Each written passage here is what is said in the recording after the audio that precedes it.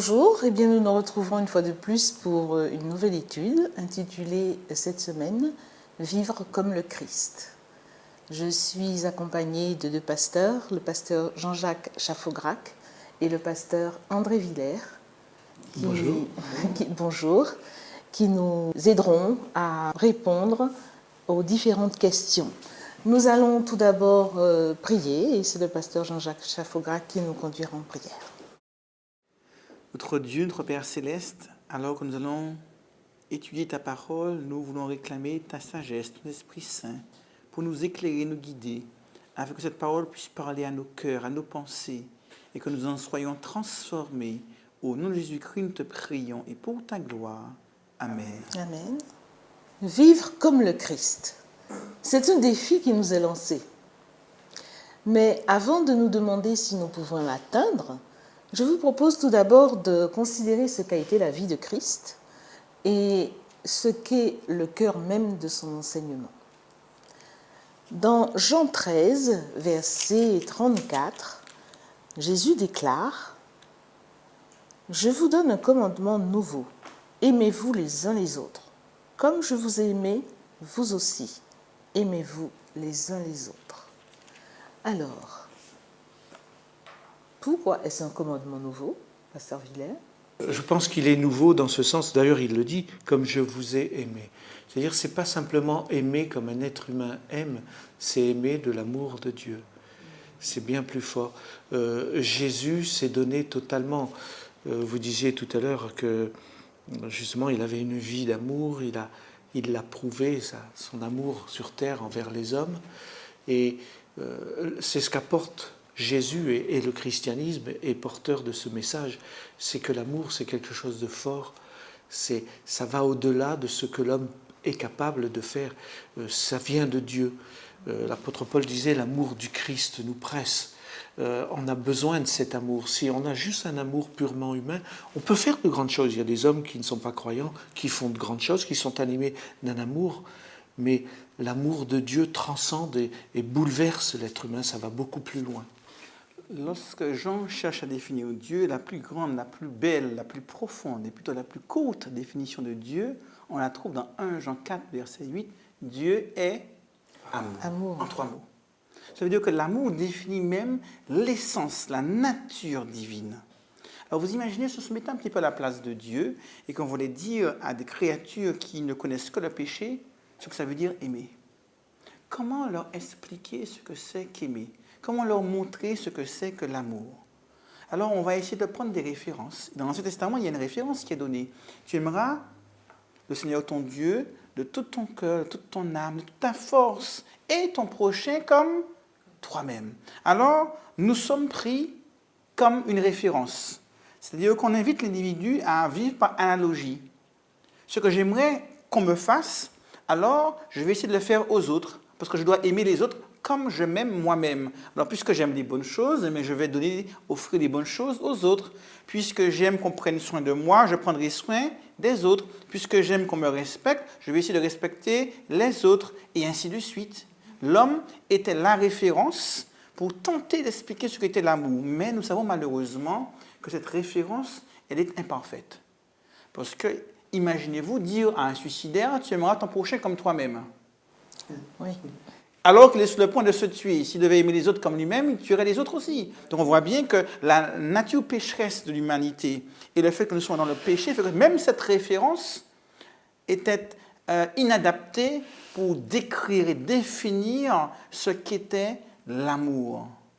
Et Dieu était pleinement conscient que cette référence, qui était celle qu'on avait dans l'Ancien Testament et qu'on retrouve à travers les paroles de Paul, et à de nombreuses reprises, et qui était vraiment reprise par l'ensemble des écoles rabbiniques juives, le fait de faire aux autres ce qu'on aimerait qu'il soit fait pour nous-mêmes, oui, c'est la règle d'or. Était une référence, une règle d'or qui était imparfaite. Donc maintenant, à travers ce que va faire Dieu, il y aura une nouvelle référence. Dieu va s'incarner, va vivre parmi les hommes, lui qui est Dieu, lui qui est créateur, prendra la forme d'une créature faible. Il va souffrir de la faim, de la fatigue, de la soif, de tous les maux de l'humanité. Tout ça par amour pour nous. Et juste avant de prononcer ces paroles, Jésus venait de se mettre à genoux de ses disciples pour pouvoir leur laver les pieds, ce que faisait le pire des serviteurs. Et le texte va introduire ce passage en disant « Jésus mit le comble de son amour pour les disciples ». Donc Jésus va vraiment par sa vie et par sa mort jusqu'à la croix montrer ce que c'est qu'aimer. Et là, pour la première fois dans l'histoire de l'humanité, mais vraiment pour la première fois de l'histoire de l'humanité, on peut utiliser une référence autre que l'humain. On ne dira plus « tiens-moi à ton prochain comme toi-même » tout simplement. On dira maintenant, le commandement il est nouveau. Comme le disait André, il est renouvelé. Parce que maintenant, la référence, c'est Jésus lui-même. Jésus. Et c'est le « comme Jésus » qui fait toute la différence. Je vous donne un commandement nouveau. Aimez-vous les uns les autres. Non plus comme vous voudriez qu'on vous aime, mais comme moi, je vous ai aimé. Et il poursuit. À ceci, tous connaîtront que vous êtes mes disciples si vous savez manifester l'amour les uns pour les autres. Donc on va établir à partir de là un critère de différenciation pour distinguer le croyant du non-croyant, le disciple du Christ de celui qui ne l'est pas. Ainsi, à quoi reconnaît-on celui qui est enfant de Dieu? Non pas au fait qu'il aille à l'église régulièrement, ou qu'il donne des offrandes, ou qu'il fasse brûler des cierges, ou qu'il fasse des sacrifices. Non pas au fait qu'il soit bien habillé le samedi matin pour aller à l'église. Ou qu'il fasse des pèlerinages. Le critère et le seul critère de différenciation qui a été donné pour distinguer l'enfant de Dieu de ceux qui ne l'est pas, c'est sa capacité à aimer comme Christ, lui, il a aimé. Merci, donc, merci de cette précision, oui. Christ, dans son amour, va tellement loin qu'il s'humilie totalement et même il subit l'humiliation. Parce que la mort sur la croix, c'était la mort la plus horrible et c'était la mort de l'être le plus vil. Parce que celui qui était crucifié, c'était le condamné le plus mauvais que l'on crucifiait dans le principe romain. Donc Jésus accepte de prendre sur lui notre péché, notre souffrance. Il accepte d'être nous, dans ce que nous sommes de plus vil, pour nous sauver. Et c'est là où il montre son amour. Avant même que nous croyions, nous dit pas là, il est mort pour nous. Donc il prouve son amour ainsi. C'est-à-dire que cet amour de Jésus va tellement loin que ça nous dépasse et que nous sommes personnellement, humainement, incapables de le faire. Sauf si on est avec Christ. Mais c'est pour ça qu'il dit « aimez-vous comme moi, je vous aime ». Parce que si je n'ai pas Christ, je ne peux pas. Ça me pousse à vous poser une question. Il s'agit là d'un idéal de vie, d'amour très élevé qui est proposé là. Est-ce que nous sommes appelés, nous aussi, à aller jusqu'au bout? Est-ce que nous le pourrions? L'apôtre Paul répond lui-même, dans Éphésiens 4, verset 13, il dit, il parle de la croissance, parce que Paul parle toujours de cette croissance. Il dit aux Corinthiens, vous êtes des enfants, il faut aller à la taille d'adulte. Et là, dans Éphésiens, il dit, jusqu'à ce que nous soyons tous parvenus à l'unité de la foi, à la connaissance du Fils de Dieu, à l'état de l'homme adulte, et il rajoute, c'est là que c'est important, à la mesure de la stature parfaite de Christ.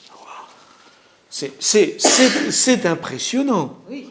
C'est impressionnant. C'est-à-dire que Paul est en train de dire, Jésus est notre modèle, et si nous aimons comme Christ, nous devons arriver à vivre comme lui. Alors bon, c'est vrai, ça veut dire qu'il y a du travail. Alors maintenant, que veut dire vivre comme Christ? Oui. C'est vrai que lorsqu'on parle de vivre comme Christ, on n'imagine pas tous les chrétiens mourant sur une croix, comme Christ lui est mort sur une croix. Oui, non mais bien sûr. D'une part, mais on voit les chrétiens qui désirent se laisser guider par Christ, se laisser remplir de l'amour que Christ peut mettre en nous. Nous sommes incapables de faire du bien par nous-mêmes. Et le peu de bien qui sort de nous, c'est Dieu qui l'accomplit à travers nous.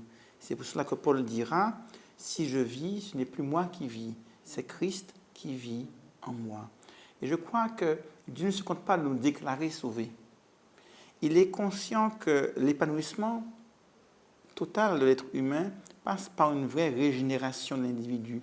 C'est pour cela que Paul utilise beaucoup l'image du vieil homme et de l'homme nouveau, pour montrer que celui qui fait l'expérience du salut va maintenant rentrer dans une dynamique à travers laquelle Dieu va opérer des changements en lui, à travers laquelle Dieu va renouveler sa vision des choses, ses pensées, ses désirs, ses passions, ses aspirations. Et tout ce renouvellement de l'être intérieur fera qu'il sera guidé par l'Esprit de Dieu. Et ce cheminement, nous sommes appelés à l'avoir jusqu'au bout. D'ailleurs, il y a un passage que quelquefois l'on cite et que j'aimerais citer, et qui se trouve dans Apocalypse au chapitre 22, verset 11. « Que celui qui est injuste soit encore injuste, et que celui qui est souillé se souille encore. Que le juste pratique encore la justice, et que celui qui est saint soit encore sanctifié. » Nous sommes dans un contexte de fin des temps, un contexte apocalyptique, proche du retour de Jésus. On a le sentiment qu'il y a deux camps, le camp des justes, le camp des méchants, le camp des pécheurs, le camp de ceux qui se sont repentis. Et on voit que jusqu'au bout, il y a un appel à la sanctification. Jusqu'au bout, il y a un appel à vivre un processus à travers lequel Dieu nous régénère. Et c'est vrai que le mot sanctifier, rendre saint, est un mot qui est souvent mis en parallèle dans les écrits du Nouveau Testament pour expliquer cette démarche du chrétien qui va vivre l'expérience du pardon, de la réconciliation, de la transformation, de la régénération par l'action de l'Esprit de Dieu en nous. Et jusqu'au bout, on est appelé à rentrer dans ce processus où on invite Dieu à vivre en nous, à nous renouveler et à nous transformer. Voici, je suis avec vous tous les jours, jusqu'à la fin du monde. Et même dans les derniers instants, dans les dernières secondes de l'histoire de ce monde, Dieu a ce désir intense de nous régénérer et de nous transformer jusqu'à ce moment où, comme il est dit dans l'Épître aux Hébreux, au chapitre 11, les versets 39 et 40, où nous rentrerons dans cette éternité, dans cette perfection totale et absolue à laquelle Dieu nous appelle. Et comme le dit Paul, alors notre corps mortel revêtira l'immortalité, notre corps corruptible revêtira l'incorruptibilité. L'incorruptibilité non seulement physique, mais mentale, spirituelle, morale, où nous aurons été entièrement renouvelés, où Dieu va parachever son œuvre en nous, œuvre qui a commencé dès maintenant, et qu'il veut continuer avec nous jusqu'à son retour. Merci. Voilà. C'est-à-dire que quand on accepte Jésus par la foi, le sacrifice qu'il a accompli, on l'a dit déjà, on devient juste. Du moins, Christ nous considère comme juste, Dieu nous considère comme juste. Mais dans la réalité, on ne l'est pas vraiment. C'est Dieu qui nous dit que nous sommes justes. Et Dieu ne veut pas nous laisser dans cet état de pas vraiment. Il veut que nous puissions devenir vraiment. Donc il va nous faire grandir. C'est pour ça que Paul parle de croissance. C'est pour ça qu'on parle de progression. Hein, la sanctification, si la justification, l'acte d'être juste, c'est presque un coup de baguette magique, je crois et Dieu me déclare juste, je dois ensuite grandir. Et ça, c'est l'histoire de la vie. Je grandis tout au long de ma vie. Et je dois être conscient que je progresse avec Dieu. En quelque sorte, pour paraphraser une phrase qui dit autre chose, aujourd'hui, je suis plus juste qu'hier, mais moins juste que demain. Et c'est la raison pour laquelle on peut distinguer 3 étapes. La première étape qui est la justification. En Jésus-Christ, je suis déclaré juste, je suis déclaré saint, je suis déclaré sauvé. Et au regard de Dieu, je suis sauvé, je suis un enfant de Dieu. Non pas par mes propres mérites, mais par les mérites de Jésus-Christ. Rien n'a changé en moi, mais je suis déjà saint, juste et sauvé à ce titre. Le deuxième élément, c'est ce processus dont parlait André, à travers lequel Dieu me change, et on l'appelle la sanctification. Dieu travaille en moi pour me rendre saint, parce qu'il sait que c'est ce qui va m'épanouir et me rendre heureux. Et la troisième étape, c'est la glorification, où à la fin des temps, je serai, comme le dit Paul, revêtu d'immortalité, d'incorruptibilité, et je rentrerai dans la perfection dans le sens absolu du terme, parce que je participerai à la nature divine et on le verra face à face. Ça, c'est au retour de Dieu, lorsque les morts ressusciteront pour aller à la rencontre de Dieu et rentrer dans l'éternité céleste avec Dieu. Justifié, sanctifié, glorifié. Mais déjà sur cette terre, Dieu nous demande d'être saint. d'être juste. Oui, c'est son amour qu'il met en nous. Et ce processus, si nous laissons ce processus agir en nous, Dieu nous permet de vivre cela.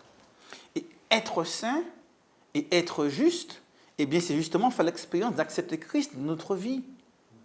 Et celui qui a accepté Christ dans sa vie, comme on l'a lu il y a un instant, vous tous qui avez été baptisés, vous avez revêtu Christ. En quelque part, accepter Christ, c'est accepter que les mérites de Christ deviennent les nôtres. Et quand Dieu nous voit, il nous voit à travers Jésus-Christ.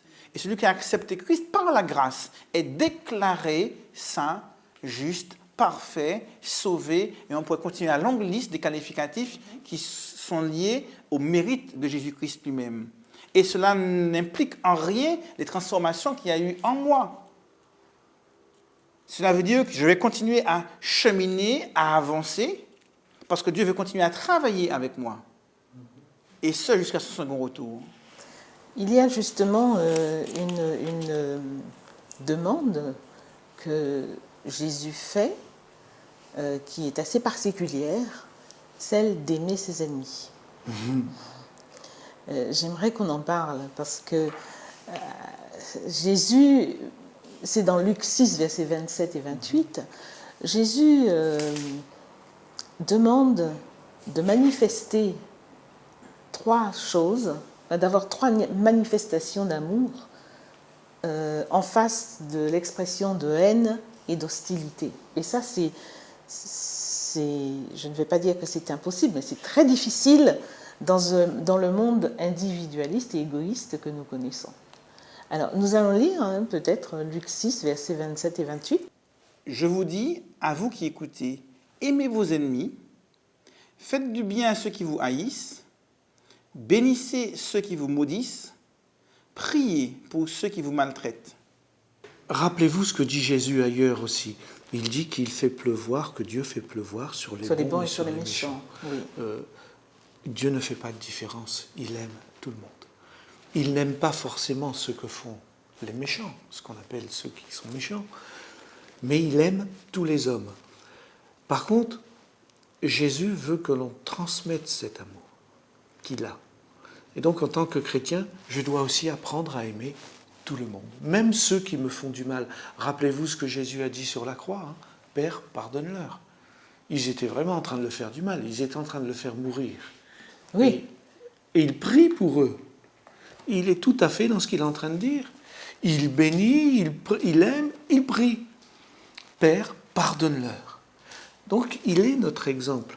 Alors, c'est vrai que c'est particulièrement difficile, parce que, humainement parlant, sans l'amour de Dieu et de Christ dans nos vies, on est incapable de le faire.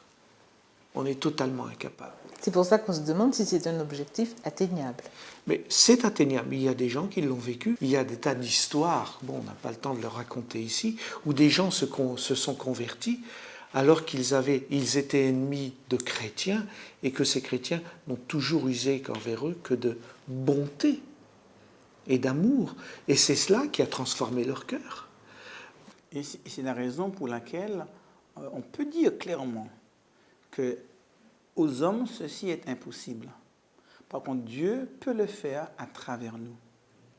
L'apôtre Paul disait « Je puis tout par celui qui me fortifie ». Tout à fait. C'est la raison pour laquelle il est bon de rappeler les passages qui ont été évoqués antérieurement. Dieu est amour. L'amour caractérise Dieu. Et quiconque veut aimer, eh bien, ne le peut que s'il va à la source de l'amour. Et cette source, c'est Dieu. Donc, aimer veut dire, en fait, permettre à Dieu de manifester son amour à travers nous. Et lorsque Jésus prononce ces paroles, il est pleinement conscient qu'il invite là les hommes non pas à faire quelque chose, mais à être quelque chose, à être le réceptacle de la divinité, à être le réceptacle de l'Esprit de Dieu, à être le réceptacle de toutes ces bontés que Dieu veut mettre au plus profond de nous, afin qu'au travers de notre vie, les autres puissent voir qui nous sommes. C'est ce qui nous rapproche du texte que nous avons cité. À ceci, tous connaîtront que vous êtes mes disciples. Parce que justement, le disciple de Christ a fait l'expérience de l'amour de Dieu en lui. Et c'est ce qui lui permet justement d'aimer comme Jésus-Christ, lui, a aimé. Ce n'est donc pas l'œuvre de l'homme, mais c'est l'œuvre de l'Esprit de Dieu en l'homme. Alors notre rôle en la matière ne consiste pas à faire, mais à permettre à Christ de faire. Je me tiens à la porte et je frappe. Si j'ouvre la porte, j'entrerai. Si nous ouvrons la porte de notre cœur, alors Christ entrera et il fera le travail. Et ça veut dire de ce fait qu'il y a une relation intime entre Dieu et l'être humain. Si on est le réceptacle de l'amour, de la divinité, de l'être divin dans notre vie, quand Paul dit « ce n'est plus moi qui vis, c'est Christ qui vit en moi », il y a une relation profonde entre lui et Dieu. Et dans la Bible, cette relation est expliquée par connaître. On connaît Dieu et Dieu nous connaît. C'est la connaissance de l'autre. Et c'est intéressant, c'est que dans le jugement, il y a des hommes qui se réclameront de Dieu. Et Dieu va dire, c'est vrai, vous avez fait de choses en mon nom, c'est dans Matthieu 7, ça fait des choses en mon nom, mais je ne vous connais pas. C'est-à-dire, il n'y a pas eu cette relation. Il ne suffit pas de faire, il faut être. Et ça, c'est important. J'aimerais justement que nous voyons un dernier texte qui se trouve dans Matthieu 25. Jésus donne une vision du jugement dernier, un aperçu. Et le message fondamental est que ce que nous faisons ou ce que nous ne faisons pas à notre prochain, eh bien c'est comme si nous agissions de la même manière avec lui-même. Nous allons lire Matthieu 25 à partir du verset 32. « Toutes les nations seront assemblées devant lui. Il séparera les uns d'avec les autres, comme le berger sépare les brebis d'avec les boucs. Et il mettra les brebis à sa droite et les boucs à sa gauche. Alors le roi dira à ceux qui seront à sa droite, « Venez vous qui êtes bénis de mon Père, prenez possession du royaume qui vous a été préparé dès la fondation du monde. Car j'ai eu faim, et vous m'avez donné à manger. J'ai eu soif, et vous m'avez donné à boire. J'étais étranger, et vous m'avez recueilli. J'étais nu, et vous m'avez vêtu. J'étais malade, et vous m'avez rendu visite. J'étais en prison, et vous êtes venus vers moi. » Les justes lui répondront, « Seigneur, quand avons-nous vu avoir faim, et t'avons-nous donné à manger? Ou avoir soif, et t'avons-nous donné à boire? Quand avons-nous vu étranger, et t'avons-nous recueilli? Ou nu, et t'avons-nous vêtu? Quand avons-nous vu malade ou en prison, et sommes-nous allés vers toi? » Et le roi répondra, « Je vous le dis en vérité, toutes les fois que vous avez fait ces choses à l'un de ces plus petits de mes frères, c'est à moi que vous les avez faites. » Et il dira également la même chose dans le sens inverse. Voilà. Et cette parabole semble vouloir dire que le salut s'obtient par les œuvres. Qu'en est-il? C'est l'action de l'amour, encore une fois. Si je suis animé de l'amour de Dieu et qu'il y a un être qui souffre, je serai poussé par cet amour à intervenir et à aider. Celui qui n'est pas animé de l'amour de Dieu pourra passer outre. Ça ne veut pas dire qu'il faut aimer tout et aider n'importe qui, parce qu'il y a aussi des gens qui trompent. Christ n'a pas guéri tous les malades. Il n'a pas fait de miracle pour tout le monde. Il a su apporter là où c'était vraiment nécessaire et important. Et Jésus a apporté cet amour là où il fallait, là où il y avait des gens réceptifs. Il a essayé de donner à tous, mais tous n'étaient pas prêts à l'accepter. C'est ce que l'on constate. Ici, Jésus est en train de dire, eh bien, si vous êtes animé de mon amour, si vous êtes vraiment en relation avec moi, eh bien, vous aurez su, poussé par l'Esprit, faire ce qu'il fallait. Et vous l'avez fait. Ce n'est pas parce qu'ils l'ont fait qu'ils sont sauvés, c'est parce qu'ils ont été animés de l'Esprit de Dieu. Parce qu'ils ont été réceptifs à cet esprit. C'est parce qu'ils ont cru et que par la foi, ils ont été réceptifs. Les autres, de l'autre côté, ne l'ont pas fait parce que malheureusement, ils n'ont pas été réceptifs. Donc Dieu n'a pas pu les aider à le faire.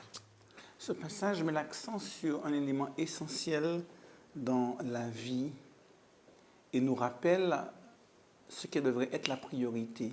Beaucoup de personnes vont donner la priorité au travail, au sport, au loisir et à différents éléments. Et on se rend compte ici que ce qui importe pour Dieu d'abord et avant tout, ce sont les relations humaines. Les relations interpersonnelles avec les collègues, les voisins, la famille, les parents, les frères, les enfants et tous ceux qui nous entourent. Et c'est dans ces rapports humains que se manifestera l'amour. On a parlé de l'amour durant cet échange à de nombreuses reprises. On a vu que c'est un critère de différenciation pour pouvoir identifier qui est Dieu. Si vous m'aimez, vous ferez comme moi, comme Christ lui a aimé. Mais aimer qui? Aimer la voiture, aimer le compte bancaire, aimer la maison, aimer donc les distractions. L'amour pour ce qui compte aux yeux de Dieu, l'amour pour ceux qu'il est venu sauver, l'amour pour ceux pour lesquels il est mort, l'amour pour l'humanité perdue. Et je crois que nous sommes appelés en tant que disciples de Christ à vivre comme Christ il a vécu. Alors, cette manifestation d'amour ne fait pas de nous des enfants de Dieu. Mais c'est parce que nous avons été en Christ faits enfants de Dieu que nous avons été rendus capables d'aimer comme lui il a aimé. Ainsi, au bout de la chaîne, on mettra le verbe faire, et au début de la chaîne, on mettra le verbe être. Parce que je suis enfant de Dieu, parce que je suis sauvé. Alors Dieu me rend à même d'exprimer l'amour, parce qu'il aura mis son amour en moi. Il me rend à même, par mon comportement, de faire du bien à ceux qui m'entourent. Et les autres verront la partie visible de l'iceberg, ce que je fais, qui découlera de ce que je suis. Parce qu'en Christ, Dieu a fait de moi son enfant. Voilà. Mes actes montrent mon état. En quelque sorte, c'est cela. Tu parlais de l'amour du compte bancaire, etc. C'est ce que la Bible appelle l'amour de Dieu. Dans Jacques, chapitre 4, verset 4, il parle de ça. Il dit qu'elle est inimitié. Elle est en guerre contre l'amour du monde. Elle est en guerre contre Dieu. Cet amour du monde. Donc, soit je suis animé de l'amour du monde, soit je suis animé de l'amour de Dieu. Et mes actes vont le montrer. Ce n'est pas parce que je fais des actes que je suis sauvé, mais les actes montrent mon salut. Eh bien, je vous remercie, Pasteur Villers, ainsi que Pasteur Chaffograc. Merci d'avoir apporté des lumières à ces interrogations. Vivre comme le Christ, ce n'est pas quelque chose d'inaccessible, d'inatteignable.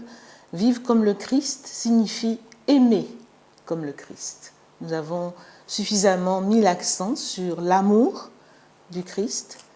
C'est un idéal élevé, certes, qui nous est proposé, mais il peut être atteint si nous laissons l'Esprit du Seigneur agir en nous. Au revoir, à une prochaine fois.